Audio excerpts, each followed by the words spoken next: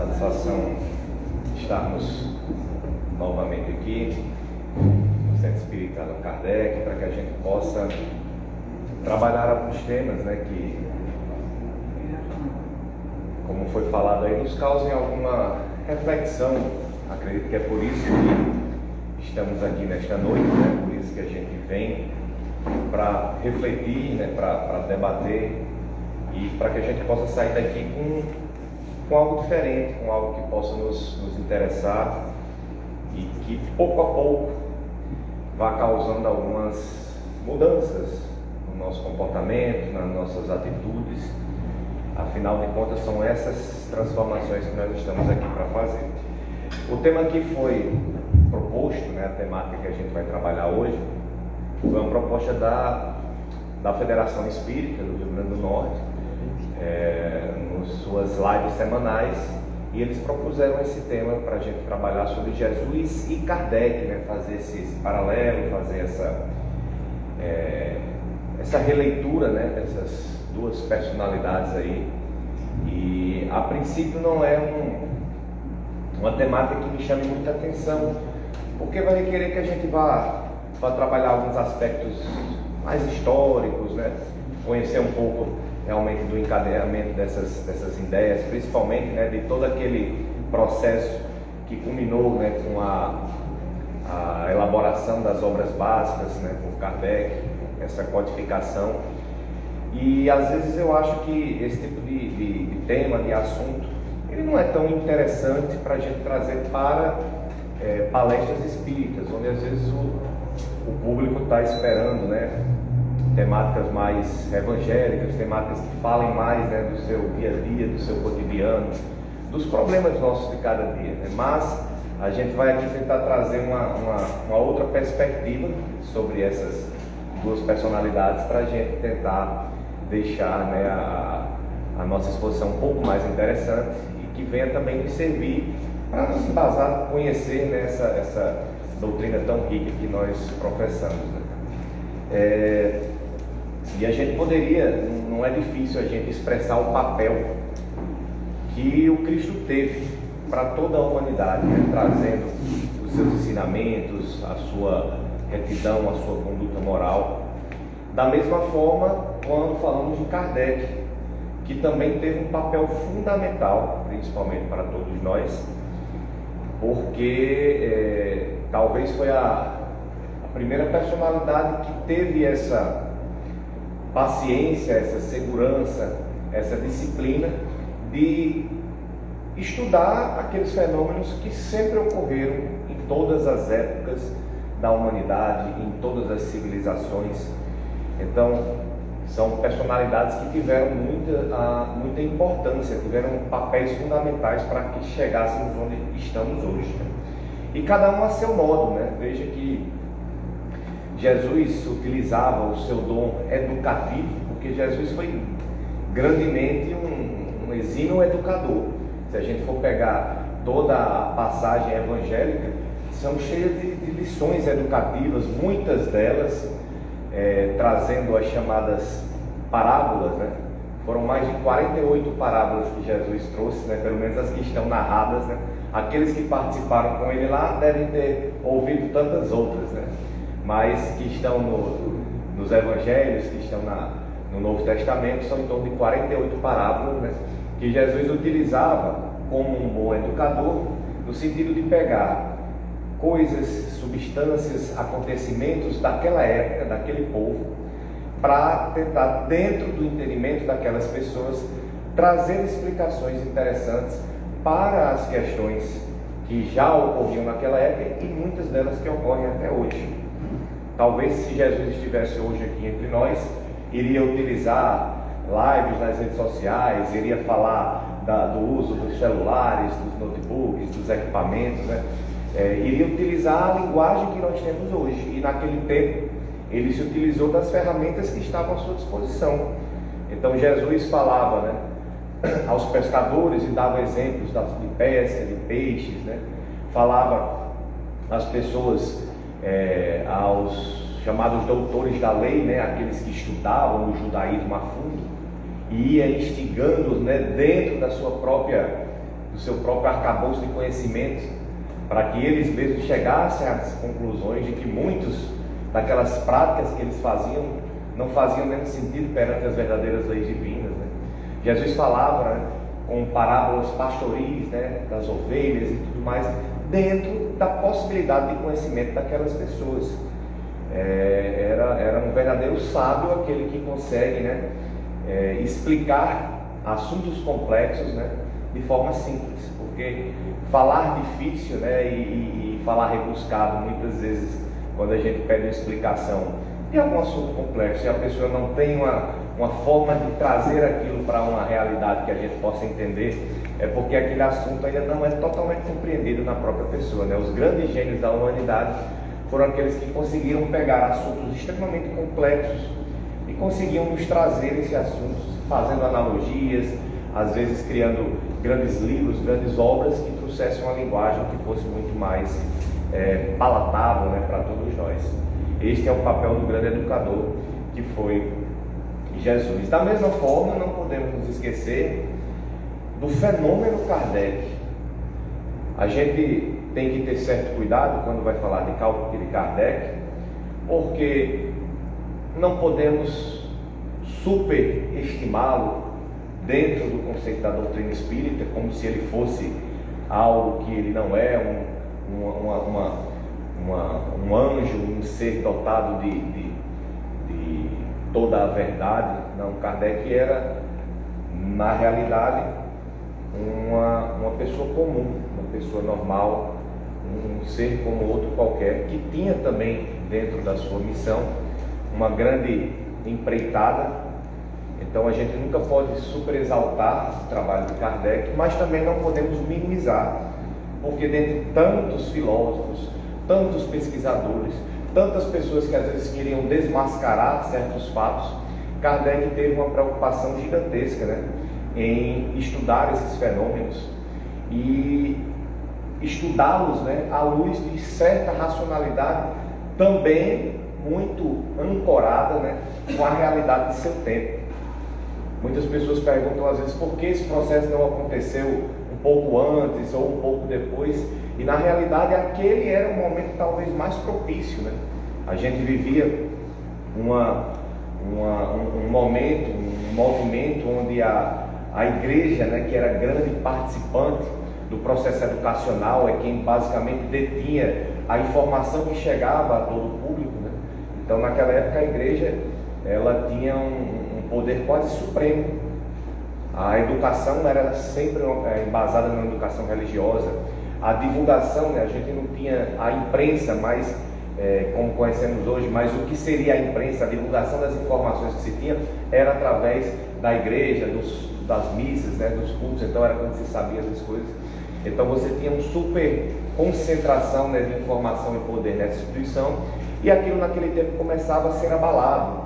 A chamada fé cega, né, começava as pessoas a questionar, a racionalizar, e dentro desse processo de racionalização, nada melhor do que um também educador, uma pessoa que foi instruída, uma pessoa que a seu tempo, né, partilhava das ideias, das descobertas de seu tempo. Kardec, né, era alinhado com as ideias por exemplo, de Charles Darwin. Kardec, as ideias do processo de evolução natural, o progresso, a evolução das espécies, né? Kardec era alinhado com as ideias mais positivistas, a preocupação em explicar à luz de certo bom senso. Se não era possível às vezes a gente ter racionalidade em tudo, porque na ciência, até mesmo hoje, a gente não consegue racionalizar, ou seja, explicar todos os fatos, mas que a gente tenha pelo menos uma linha, né, de bom senso, de racionalidade, para trazer, né, pelo menos aquela teoria que é mais aceita.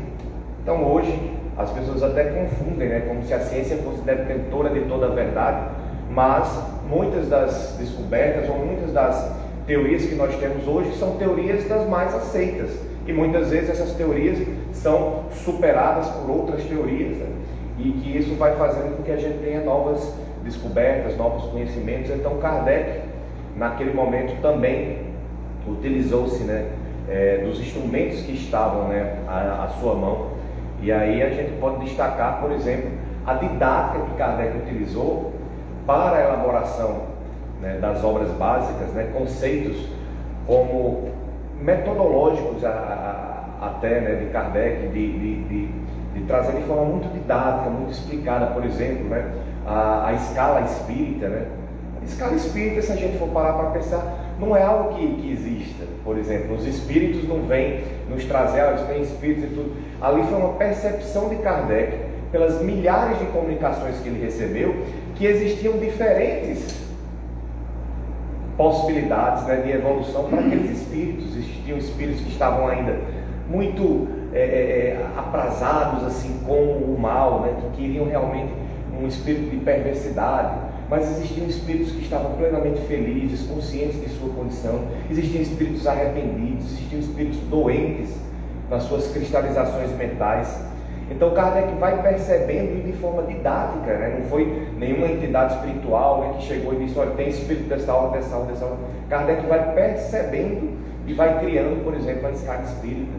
Kardec vai criando e vai nos trazendo, por exemplo, a escala de evolução dos mundos. Kardec nos traz algo espetacular, né, no livro O Céu e o Inferno, que é o Código Penal da Vida Futura, né? Utiliza, né, dos mecanismos que já tinha muito bem elaborado do direito e da justiça, né, para nos trazer, quando vai falar de justiça, que seria, né, esse chamado Código Penal da Vida Futura, que ele nos traz no Céu e Inferno. Então ele vai falando também com a linguagem que existia na sua época, né, para nos trazer sempre de forma racional. Eu sempre brinco assim que todas as teorias, todos os pensamentos são sujeitos, né, a críticas, né, são sujeitos a embates e tudo mais, mas de fato a doutrina espírita ela é muito amparada sobre uma perspectiva de que podemos discutir tudo,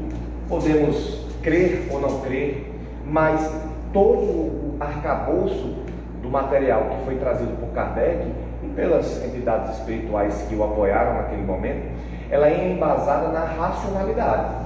Você pode eu não acredito nesse negócio de reencarnação. Reencarnação para mim é algo que não faz muito sentido. Tudo bem, meu irmão, aí é uma questão de crença. Mas vou lhe mostrar aqui toda a linha racional, todo o bom senso que há, né, toda a lógica que há por trás do processo de reencarnação. Afinal, não há como você explicar ou conciliar a justiça divina com todos os acontecimentos, as anomalias, as atrocidades que acontecem na nossa vida, se a gente não colocar no conceito de reencarnação, porque aí tudo perde sentido. Enfim, Kardec amparou todo esse conhecimento, né, na racionalidade.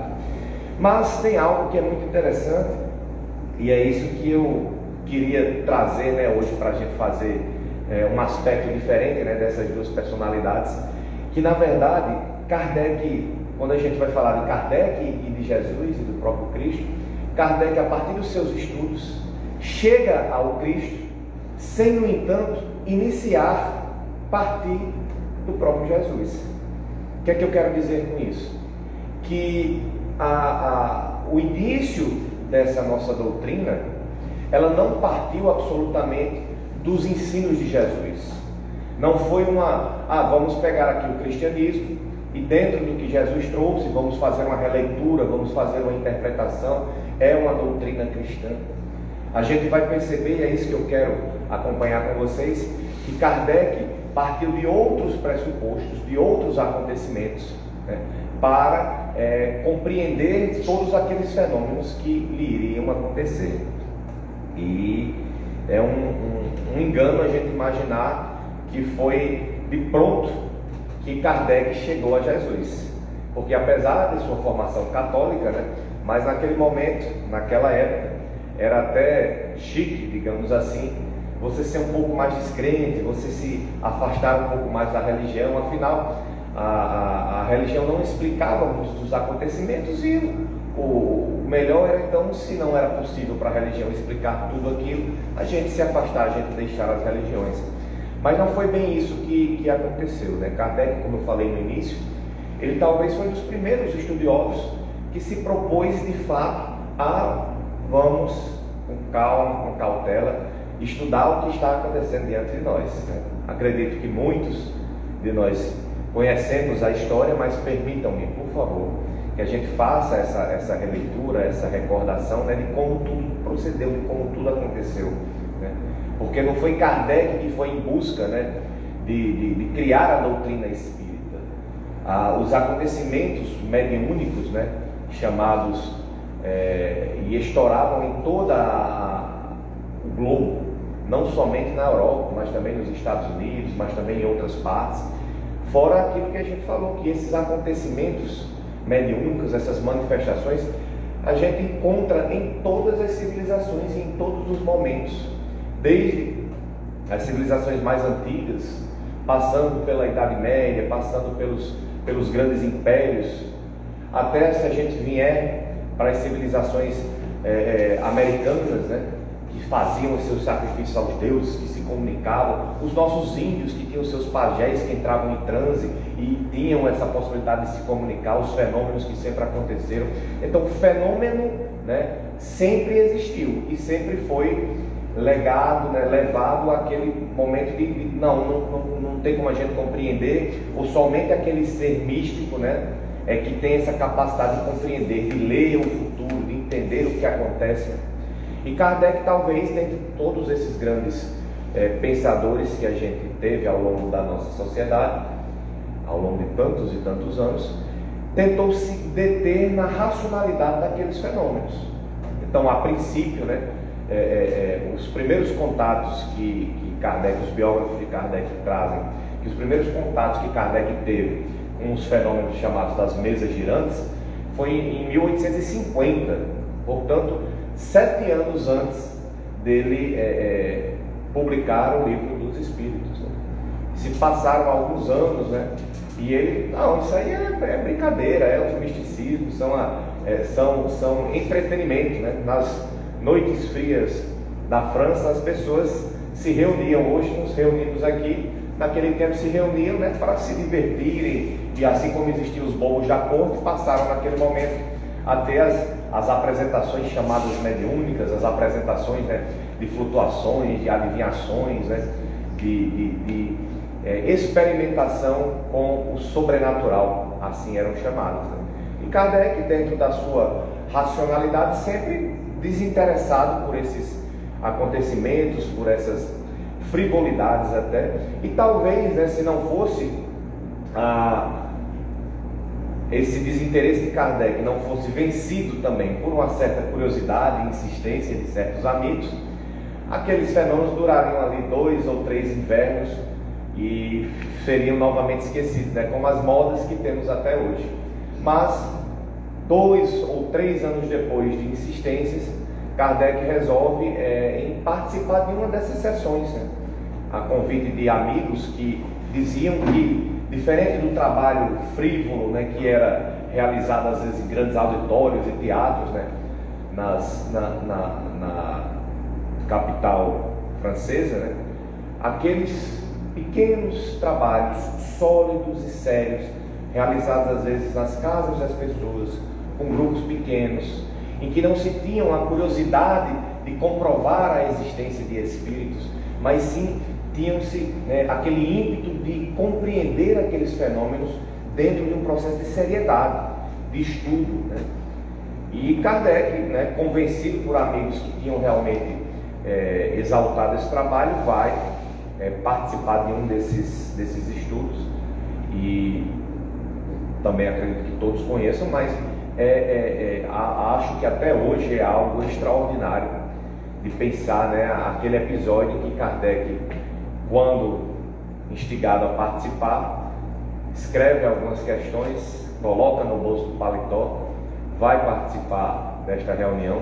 Inclusive o filme, né, que temos aí de Kardec, né, que é baseado na biografia do Marcelo Souto Maior, da obra do livro de mesmo nome, né, traz essa cena, né, em que ele chega lá na casa do senhor Baudin, né, e começa a investigar a mesa, se abaixa para ver se aquela mesa tinha alguma coisa de diferente, o que é que poderia explicar, né, ainda achando que participaria do chamado mesa girante, que as mesas iriam flutuar, né, E ele se surpreende quando vê pessoas sérias e principalmente quando vê jovens, às vezes até crianças participando, né?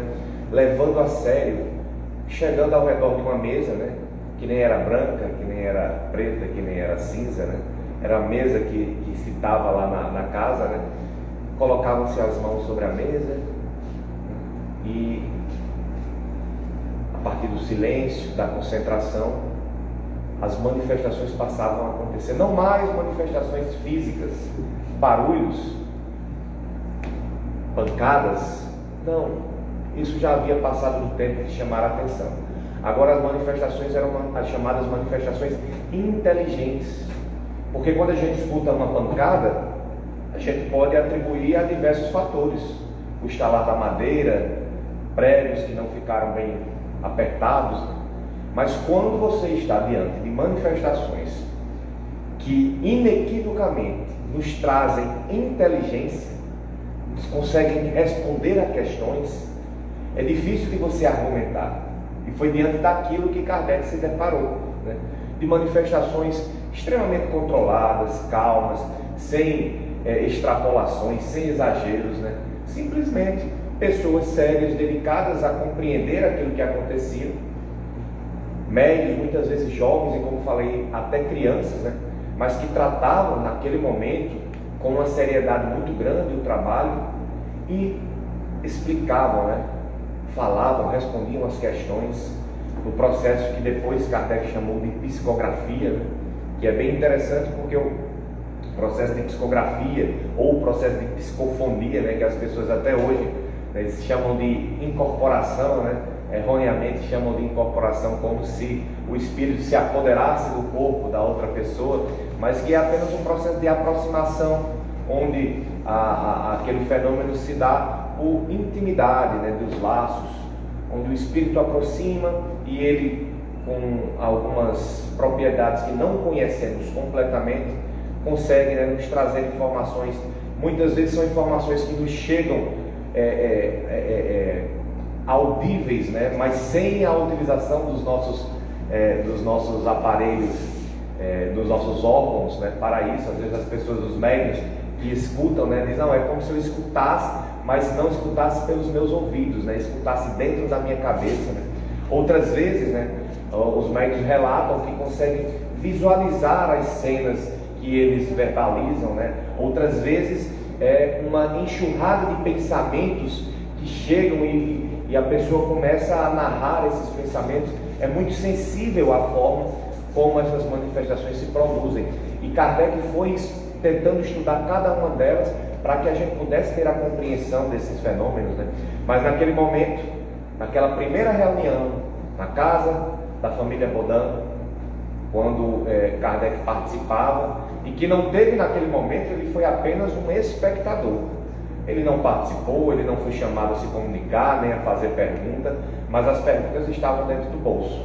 Foram psicografadas diversas questões e, após as questões serem psicografadas, o espírito disse, olha, avisa esse senhorzinho aí que essas questões que foram aqui psicografadas são as respostas para as perguntas que ele gostaria de fazer.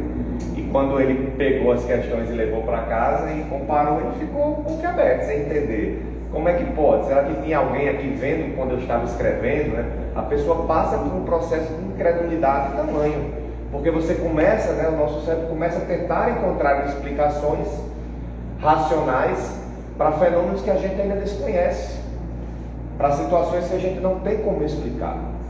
E a partir de episódios como esse é que Kardec foi pouco a pouco sendo convencido, não de que se tratava de algo extraordinário, mas que estávamos diante de um fenômeno onde existia uma consciência por trás, onde existia inteligência. E a partir disso, ele começa a desenvolver os seus estudos, as suas questões, o seu método, né, para que pudesse compreender essas relações.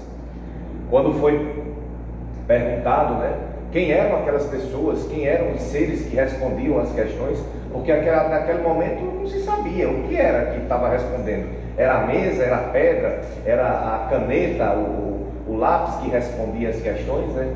E quando ele recebeu, né, de resposta que quem respondia àquelas questões eram os espíritos dos homens que habitavam a Terra, né, que já haviam habitado a Terra, ele começa a compreender esses preceitos fundamentais da doutrina espírita, né?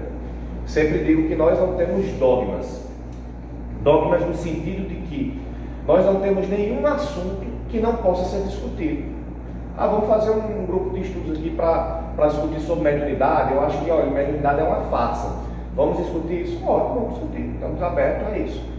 Vamos discutir sobre reencarnação? Ótimo, vamos discutir. Traga aí seus propósitos, o que é que explica fenômenos como esse. Por exemplo, o que é que explica fenômenos como os estudados, né? O Ian Stevenson, né, naqueles famosos 20 casos, né, e foram inúmeros casos. Ele compilou, né, no seu livro esses 20 casos, né, de reencarnação comprovada, onde você pegava às vezes uma pessoa, né, e aqui eu trago para a realidade. Não foi o que ele fez isso lá na Europa, mas a gente traz para a realidade aqui.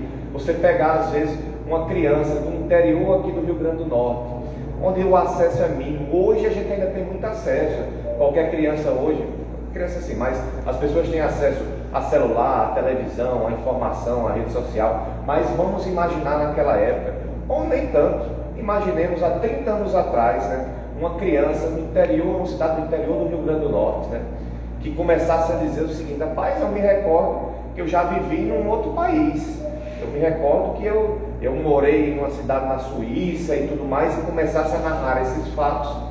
E chegássemos nós lá e dizer: meu filho, o que é que você lembra aí? Não, eu morei lá, meu endereço era isso, era rua tal, número tal, na minha rua tinha isso, tinha uma árvore, tinha uma igreja aqui, meu pai era fulano de tal. A gente pegasse essas informações de uma pessoa que não teria minimamente como ter acesso, né, a informações desse tipo, viajasse até o local, tentasse identificar e encontrasse claramente que aquelas informações batiam com os relatos, né, do que foram acontecidos. Foi esse o trabalho do Ian Stevenson.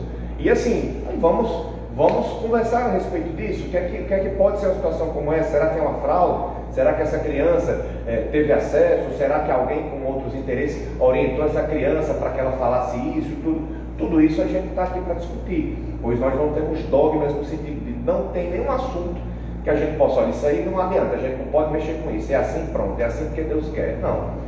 Todos os assuntos nós podemos estudar, nós podemos criticar, né, buscar outras compreensões, mas tem alguns temas, alguns fundamentos que nos são muito caros, porque são a base da doutrina dos Espíritos, e são esses ensinamentos que foram as reverberações desses estudos, dessas comunicações que Kardec trouxe. Quando Kardec começou a receber essas comunicações e fazer perguntas, né, e tentar utilizar, né, de outros métodos, então Kardec se deparou com algumas consequências filosóficas daquele fenômeno que ele estava presenciando. A primeira consequência foi aquela mesma: quem eram aquelas forças inteligentes? Então, se eram forças inteligentes, ele se deparou com a consequência fundamental, que é base para a doutrina espírita, que é a comunicabilidade com os seres extracorpóreos. Era possível, a partir de determinados métodos, a gente se comunicar com seres que não habitavam esse corpo que nós conhecemos. Foi um dos primeiros fundamentos que Kardec trouxe. Olha, é possível a gente se comunicar. Primeiro, esses seres existem, né? Se nominaram espíritos, né? Eles existem, se nominaram espíritos, e é possível que a gente se comunique com eles. Uma segunda reverberação, e que também é fundamental para a compreensão da doutrina espírita, é a da imortalidade da alma. Porque aí Kardec pergunta: quem são esses seres? Somos os espíritos dos homens que habitaram a Terra.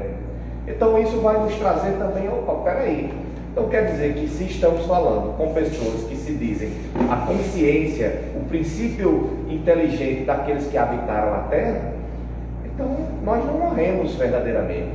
Há uma sobrevivência da consciência. Então nós temos que ter esse segundo fundamento, que é a da imortalidade da alma. A nossa alma, o nosso ser individual que nos traz a consciência, que nos traz a nossa inteligência, as nossas percepções individuais, esse ser é imortal, e é um segundo preceito que Kardec trouxe. A partir disso, né, da comunicabilidade com os espíritos, da imortalidade da alma, né? Kardec também nos traz esse outro preceito fundamental, que é o preceito da mediunidade.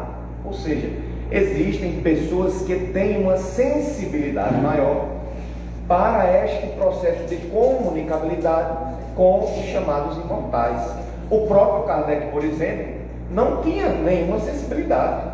Kardec não era médium, Kardec ele se dizia até extremamente insensível a essas manifestações, que tentou por diversas vezes receber comunicações, psicografar, ter percepções, e que era nula para ele. Ele não tinha nenhum tipo de mediunidade, a não ser, claro, a mediunidade que está em todos nós, a chamada mediunidade ostensiva, né, que alguns têm, que permitem, né, que esses nossos irmãos psicografem, vejam, né, escutem, nos narrem, pintem, por exemplo, como a gente teve já aqui em Mossoró e teremos novamente, né? Até aproveito para a gente anunciar que teremos novamente em agosto, acho que é 26 de agosto, a visita do nosso irmão Florencio Anton, que fará o trabalho de pintura mediúnica, certo? Ele vai estar aqui conosco, é um trabalho extraordinário. Para quem assim tem aquele riscozinho de dúvidas com relação à mediunidade, dia 26 de agosto ainda estamos definindo local e horários e tudo. Vá participar, não sei se alguém daqui já teve a oportunidade de participar quando ele veio em 2018 ou foi 2017, não lembro, mas é um processo extraordinário, né? Onde em minutos, né, ele faz um processo de pintura, né, assim, de quadros, né, de pintores famosos e tudo lá, e aquela pessoa que é crédula fica ali meio sem compreender como é que aquilo ocorre, né? Como é que a precisão, a rapidez, a proximidade, né, das pinturas com os pintores famosos, né, e tudo. Então tem diversos tipos de manifestações mais ostensivas, mas tem aquelas nossas manifestações, aquela nossa mediunidade, que é a mediunidade intuitiva. Todos nós temos esses nossos processos de intuição. As mães têm esse processo mais exacerbado, esse sexto sentido mais exacerbado, mas todos nós temos, né, esse sexto sentido que muitas vezes a gente deixa de lado sem compreender, mas que deveríamos, né, se soubéssemos, né, trabalhar essa sensibilidade que todos nós temos, independente de sermos médios ostensivos ou não, a gente se livraria de muitas enrascadas, muitos momentos que muitas vezes passamos por não ouvir ou por não dar ouvidos ao nosso sexto sentido, né? Mas, e por fim, né, essa mediunidade que Kardec compreendeu, que seriam esses médios, essas pessoas que tinham uma sensibilidade maior para se comunicar com os espíritos. E por fim, também um outro fundamento básico, né, da doutrina, que nos traz a confirmação da justiça de Deus, que é o processo de reencarnação. Porque não há nenhum outro grande filósofo da humanidade consegue trazer explicação para a existência de Deus, de um Deus que seja bom, que seja justo, que seja misericordioso, piedoso, para as anomalias que acontecem na nossa vida. Como é que você explica doenças em crianças, às vezes recém-nascidas? O que foi que aquela criança fez para estar ali doente? O que é que você explica muitas vezes, né? Tantas coisas ruins aconteceram para pessoas de coração imenso, pessoas tão boas que às vezes sofrem tanto. Como é que a gente explica essas anomalias? Seria Deus jogando dados para saber, né, para onde iria a felicidade? E é uma explicação completamente fora da racionalidade. Apenas a reencarnação vem trazer racionalidade para esses processos em que muitas vezes nós, pelo esquecimento do passado, não nos recordamos e julgamos ser uma injustiça, quando na verdade são apenas os grandes reajustes da vida. Então a reencarnação, juntamente com a mediunidade, com a imortalidade da alma e a comunicabilidade com os espíritos, são esses preceitos fundamentais, repito, quase que dogmáticos. Podemos discutir, mas eles são quase que dogmáticos, porque precisamos partir deles para a compreensão de toda a doutrina. E é isso que Kardec fez, né? Quando começa a partir disso aí, buscar esses esclarecimentos, a gente vê que as comunicações que Kardec foi possibilitando, ele trouxe disso aí ensinamentos, aprendizagem, ou seja, ele criou uma filosofia né, para aqueles acontecimentos. São as repercussões da possibilidade da gente se comunicar e dessas respostas que a gente tinha, dessas inteligências. Ele criou uma filosofia, né, um conjunto, um estudo de ideias para explicar o mundo, para explicar situações, né? E esses conceitos eles foram muito importantes, porque não foi assim, Kardec participou desse primeiro momento dessas perguntas e logo em seguida, não, foram anos, né? Então ele teve contato, né, os primeiros contatos em 1850, quando ele foi participar dessa primeira reunião, acho que era 1854, então já haviam se passado mais de 3 anos, né, disso aí, e entre 54 até o lançamento do Livro dos Espíritos, em 18 de abril de 1857, né, foram quase 3 anos de ferozmente. Ele começou a participar de reuniões mediúnicas, mandar perguntas para outros grupos que tinham, tanto na França quanto em outros países da Europa e das Américas, né? Então Kardec passou mais de 3 anos, né, estudando, compreendendo esses fenômenos, até que fosse possível, né, fazer essa primeira publicação dentro desse seu papel missionário que ele colocou para si, de compreender, de codificar, né, de nos trazer esses ensinamentos, que naquele momento, como falei, era no entendimento de Kardec, quando ele lançou o Livro dos Espíritos, que era um livro diferente deste que temos hoje, né, com 1019 questões. Naquele momento era um livro que tinha 500 e poucas questões apenas. O Livro dos Espíritos que nós temos hoje, ele foi revisado e ampliado posteriormente. Naquele primeiro momento era um pouco mais de 500 questões que Kardec tinha elaborado e trazido ali. É um processo interessante também, porque o Kardec ele não recebeu, né, ao ensinamento e nos repassou. Ele foi aprendendo sobre o Espiritismo à medida que ele ia estudando sobre o Espiritismo. Então naquele momento, para Kardec, a doutrina espírita, e talvez por isso ele nomeou de doutrina espírita ou doutrina dos espíritos, era uma proposta, uma filosofia, uma doutrina de vida. Olha, a gente estudou esses fenômenos nos trouxeram esses esclarecimentos, essa filosofia, e essa filosofia nos traz, né, uma proposta de vida. Se nós não morremos, então a gente tem que repensar a nossa vida. Se é possível a gente se comunicar com outras pessoas e elas nos trazem qual foi, por exemplo, a sua destinação depois da morte, uma pessoa que desencarnou, né, e vem aqui dizer: olha, eu passei por isso, eu fui uma pessoa dessa forma e sofri essas consequências, eu fui uma pessoa dessa forma e colhi também essas consequências. Então a gente começa a perceber que talvez possamos estar vivendo a nossa vida da maneira errada. E principalmente quando colocamos na equação a reencarnação, a gente passa a perceber que todas as nossas decisões, elas têm consequências nessa ou em outras existências. E isso faz com que aquele pensamento da vida única, e que temos que aproveitar todas as oportunidades, e que cavalo selado a gente tem que subir, como é o ditado popular, né? A gente não pode perder o cavalo selado, né? Mesmo que muitas vezes essas nossas escolhas vão prejudicar outras pessoas ou vão prejudicar a nós mesmos. As nossas escolhas muitas vezes, né, criam atritos, criam arestas, criam inimizades. As nossas escolhas muitas vezes matam pessoas. Então será que vale a pena? Então Kardec disse: olha, eu tenho uma nova proposta de vida, e essa proposta vai fazer com que a gente repense a forma como a gente vive hoje.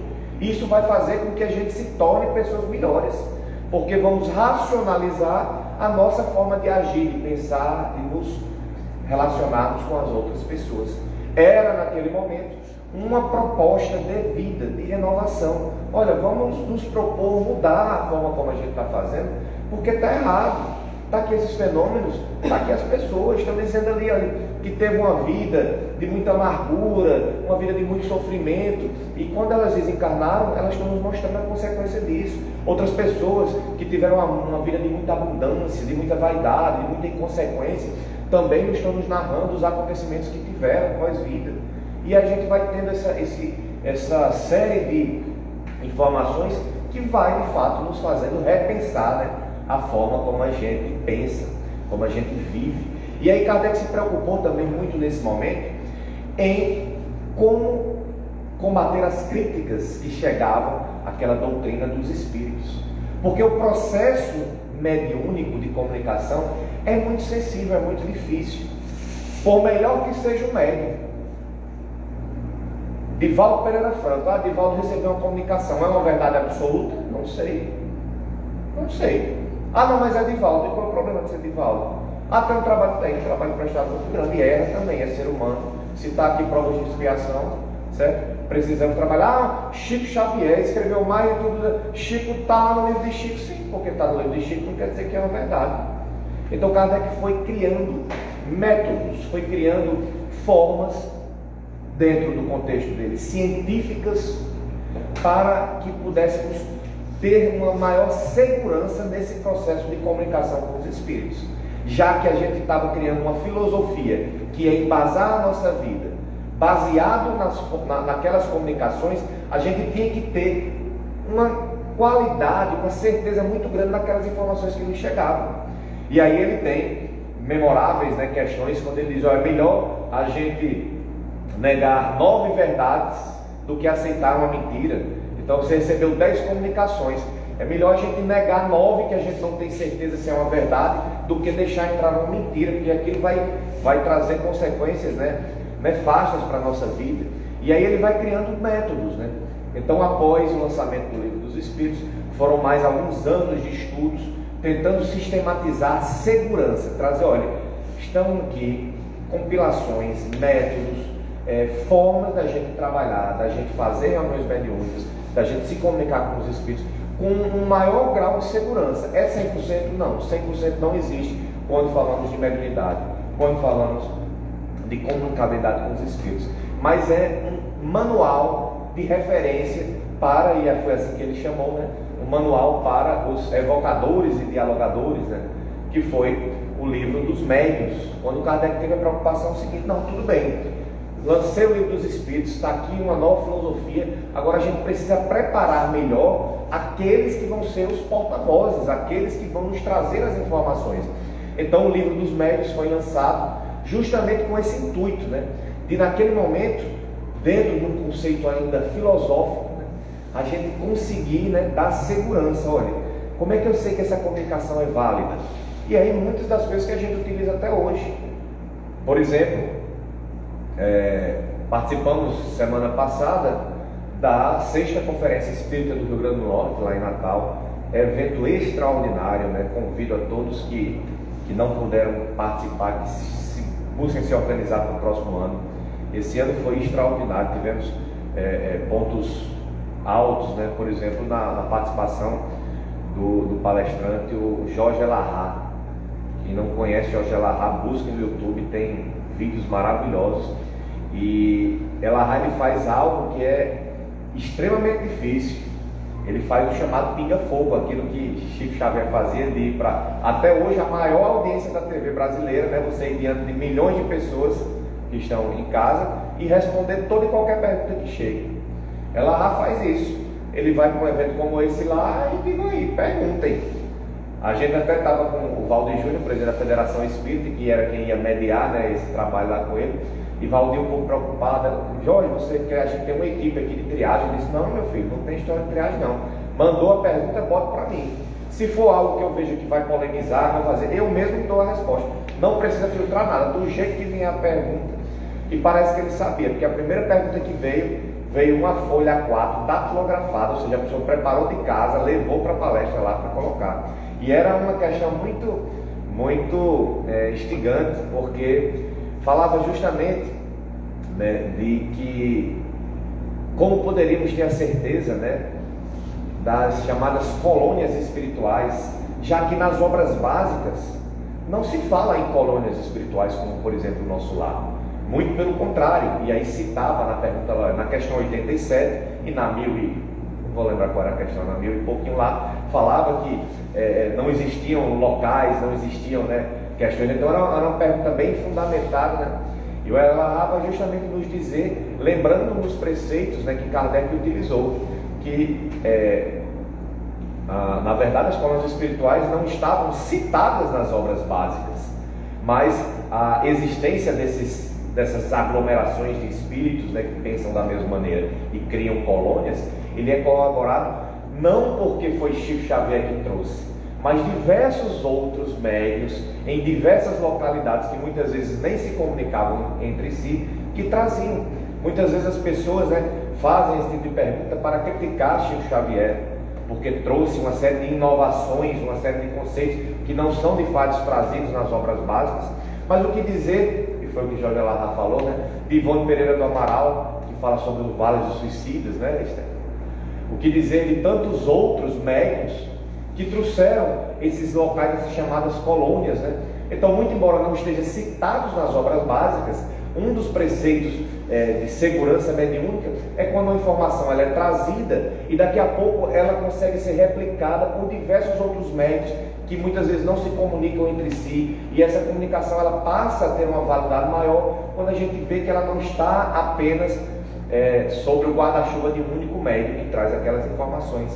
Então o livro dos médios vai nos trazer um verdadeiro manual de segurança para que a gente compreenda os tipos de mediunidade, os tipos de manifestações, se manifestações físicas, se manifestações inteligentes, os tipos de manifestações físicas, os tipos de manifestações inteligentes, e a gente vai compreendendo para quando, diante dessas informações, a gente ter maior segurança para estar trabalhando isso aí.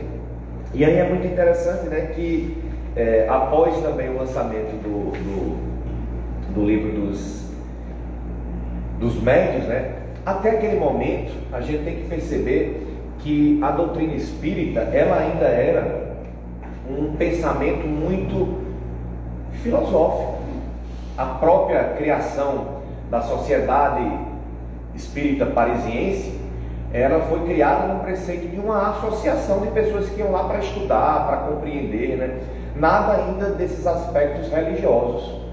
Mas, como tudo, a gente vê que as coisas vão evoluindo, e como eu falei, o estudo dessas manifestações nos trouxe uma compreensão filosófica, questões que respondiam às nossas questões, informações que traziam respostas para as nossas perguntas mais íntimas. E a resposta, essa filosofia, é que na verdade, depois dessa filosofia, ela vai nos trazer uma conduta, uma moral, uma forma como a gente deve agir. Então Kardec parte do estudo dos fenômenos, esses estudos dos fenômenos reverberam a criação de uma nova filosofia, de uma nova explicação para os acontecimentos, e essa nova explicação dos acontecimentos faz a gente pensar, opa, peraí, se eu reencarno, e se eu sofro as consequências de tudo que eu fiz aqui, e quer seja nessa existência ou noutra, eu preciso repensar a minha vida, eu preciso agir de uma maneira diferente, eu passo a criar uma moral, uma forma de conduta, uma forma como agir. E quando Kardec vai fazer uma das grandes e antológicas questões do Livro do Espírito, a questão 625, permitam-me até fazer a leitura dela aqui, quando Kardec pergunta, qual o tipo mais perfeito que Deus tem oferecido ao homem para lhe servir de guia e modelo? E os Espíritos respondem, Jesus. Kardec coloca aqui, para o homem, Jesus constitui o tipo da perfeição moral a que a humanidade pode aspirar na Terra. Deus nulo oferece como o mais perfeito modelo, e a doutrina que ensinou é a expressão mais pura da lei divina, porque sendo ele o mais puro de quantos têm aparecido na Terra, o Espírito Divino o animava. Então a gente vai ver que Kardec, sem partir de Jesus, ele acaba chegando a Jesus, porque todo esse ensinamento moral, todo essa filosofia, vai desembocar na filosofia moral do Cristo. Então, quando a gente vai pensar a respeito disso, quando a gente vai realmente amadurecer os nossos pensamentos dentro dessa filosofia estudada, dentro das consequências que a comunicação dos Espíritos nos traz, a gente vai ver que na verdade a nossa conduta ela tem que caminhar de uma maneira, e quando a gente vai comparar com a maneira que existe aí, o melhor que nos trouxe foi de fato Jesus. Então Kardec encontra no caminho do estudo da doutrina espírita, encontra Jesus, e aí começa todos os estudos, todas as compilações, para que em 1864 fosse então publicado o Evangelho segundo o Espiritismo. E vejam que interessante, não é o Espiritismo segundo o Evangelho do Cristo. É o Evangelho do Cristo segundo o Espiritismo, segundo os Espíritos. É a interpretação que os Espíritos nos trazem do Evangelho do Cristo. Kardec não está aqui para reescrever o Evangelho. O Evangelho Espírita, não. É o Evangelho de Jesus, com as orientações, com as interpretações que os Espíritos nos trazem.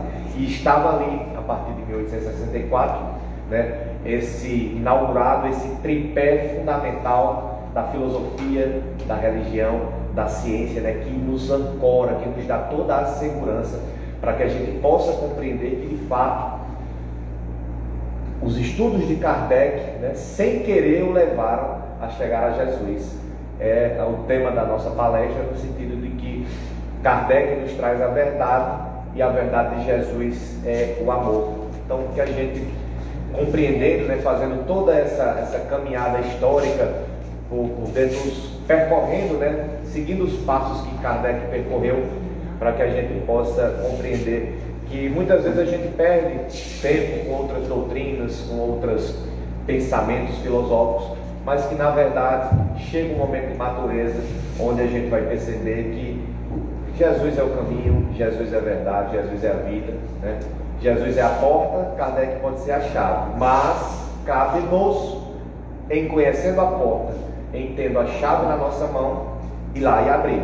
A porta não se abrirá sozinha se não nos esforcemos para isso. Muito obrigado a todos.